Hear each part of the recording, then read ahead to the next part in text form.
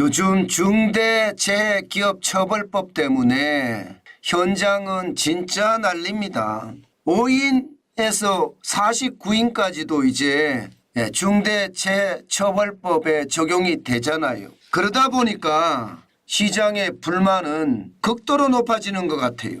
자칫 잘못하면요, 경영자가 1년 이상의 징역 또는 10억 원 이하의 벌금을 문다고 하니까 걱정이 태산일 수밖에요. 실제로 말입니다. 사망사고나 혹은 질병이나 다치거나 이러면요, 진짜 충격적인 일이 벌어진다는 뜻이에요. 1년 이상 징역이면 가게나 기업은 망한다는 이야기잖아요. 여기다가 10억 원 이하 벌금이면 꼼짝 말아요. 신체적 구속도 당하고요, 벌금도 무한정으로 나온다는 이야기인데, 결국 말입니다. 5인 이상 기업 하시는 분들 지금 총체적으로 난리가 났습니다. 전체 거기에 종사하는 사람만 800만 명에 가깝습니다. 5인에서 49인까지가 종사자 수만 793만 6,282명이니까 이 상황이 얼마나 심각하겠습니다. 저는요, 여러분, 산업재해를 막자는데 반대할 생각은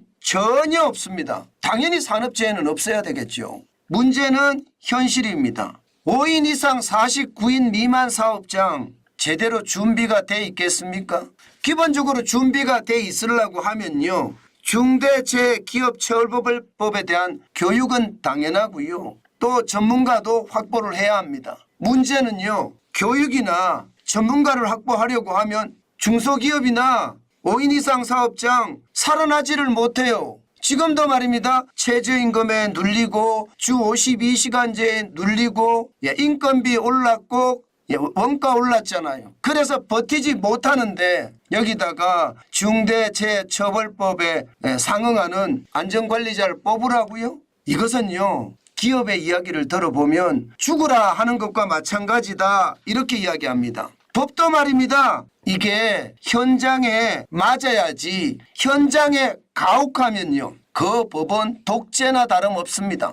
현장에서 말입니다, 지킬 수 있는 어느 정도 능력이 돼야 돼요. 그런데 지키지 못할 것을 법으로 만들어서 그것을 공포하는 것, 그것은요, 국회의 책임 방기입니다. 저는 굉장히 무책임하다고 생각을 하고요, 무책임의 극치라고 생각을 합니다. 이게 결국은 노동자를 위한 것이라고 하는데, 아니 사업주가 망하면 고용자들은 그만큼 다 떠나갈 수밖에 없잖아요.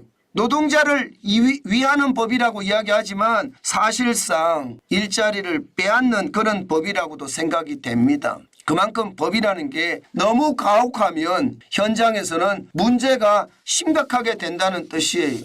저는 이런 것을 보면서요, 참 세상이 자기밖에 모르는구나. 국민이 중요한데 국민은 어디 가고 없고요. 지금 그들 속에서는 한 줌도 안 되는 그 권력에 집착하는 모습 보이고 있구나, 이런 생각이 들어요. 참 안타까운 현실이죠. 사실 민주당도 이런 현실 모를까요? 저는 안다고 생각을 해요. 그러나 총선을 앞두고 있잖아요. 그래서 노동계가 민주당의 우군이라고 생각을 하는데 지금 노동계 이야기를 그대로 들어준 겁니다. 정당의 목적이 선거를 이기는 거다 이렇게 이야기하면 할 말이 없지만요, 국민의 사정을 나몰라라 하는 것, 이것은요 민주주의의 근본이 무너진다고 생각을 합니다. 쉽게 말하면 노조, 그것도 기종 노조 살리려고 영세 업주들의 감옥행을 나몰라라 한다, 이런 뜻 아닌가요? 저는 그렇게 생각이 들거든요. 여러분도 알다시피 이재명 대표 대장동부터 시작해서 제목이 굉장히 많습니다.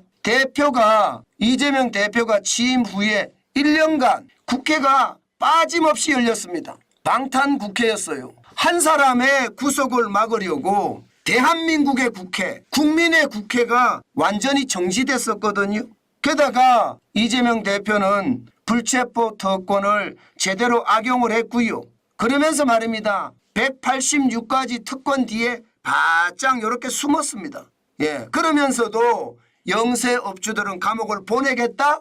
저는 이게 말이 안 된다고 생각을 합니다. 기본적으로 말입니다, 국회의원은요 국가 지도자 반열입니다. 그렇다면 국민을 위해서 국가를 위해서 일해야 돼요. 저는 그것이 너무나 안타깝습니다. 지금 국민은 국회의원의 노예 같아요.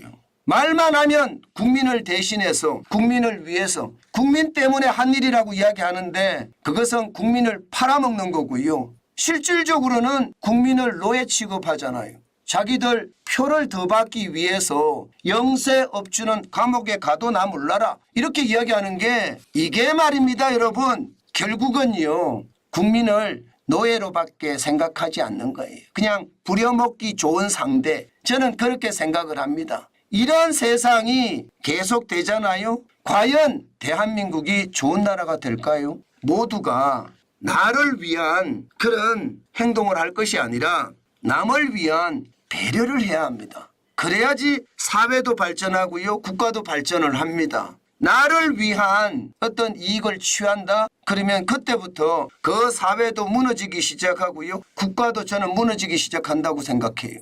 대한민국은 그 상황에 와 있는 것은 아닌가. 저는 진짜 참담하게 생각해 봅니다.